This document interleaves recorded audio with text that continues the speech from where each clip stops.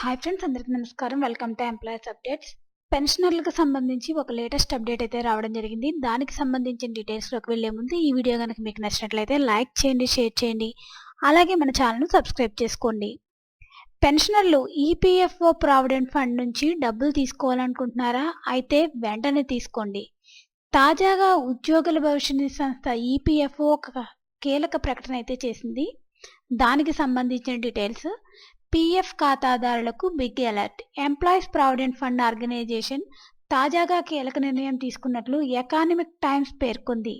Covid మహమ్మారి విజృంభించిన క్రమంలో Covid advance పేరుతో తమ రిటైర్మెంట్ ఫండ్ నుంచి కొంత తీసుకునేందుకు తెచ్చిన విత్డ్రా ఫెసిలిటీస్ని నిలిపివేసినట్లు పేర్కొంది.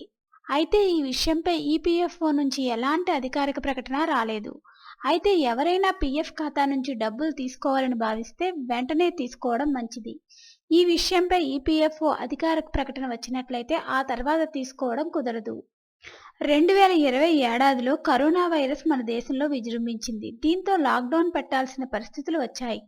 ఈ క్రమంలో పీఎఫ్ ఖాతాదారులకు ఆర్థిక భరోసా కల్పించేందుకు ఈపీఎఫ్ తమ ఎంప్లాయీస్ ప్రావిడెంట్ ఫండ్ అకౌంట్ నుంచి 2 సార్లు డబ్బులు తీసుకునేందుకు కోవిడ్ విత్డ్రా ఫెసిలిటీ తీసుకొచ్చింది.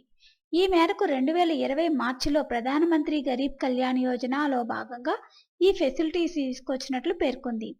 ఈ మేరకు కేంద్ర కార్మిక శాఖ employment in employees provident fund scheme 1952లో కీలక మార్పులు చేసింది.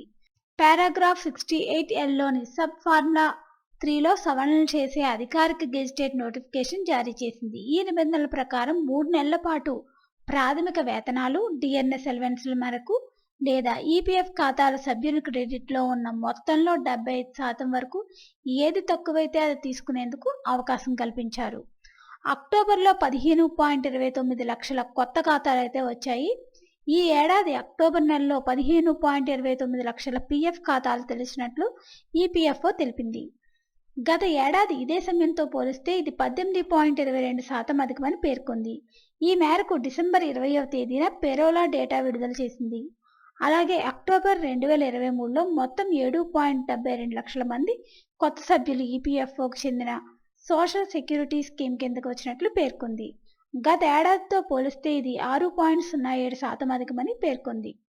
సో ఫ్రెండ్స్, మీ పీఎఫ్ ఖాతా నుంచి అలా విత్డ్రా చేసుకోవడానికి అయితే కుదరదు. ఆ సేవలన్నీ బంద్ చేస్తున్నట్టు ఒక కీలక ప్రకటన అయితే రావడం జరిగింది ఫ్రెండ్స్. దానికి సంబంధించిన వివరాలు ఎప్పటికప్పుడు మన ఛానల్లో తెలియజేయడం జరుగుతుంది. ఈ వీడియో కనుక మీకు నచ్చినట్లయితే లైక్ చేయండి, షేర్ చేయండి, అలాగే మన ఛానల్ను సబ్స్క్రైబ్ చేసుకోండి. Thanks for watching this video.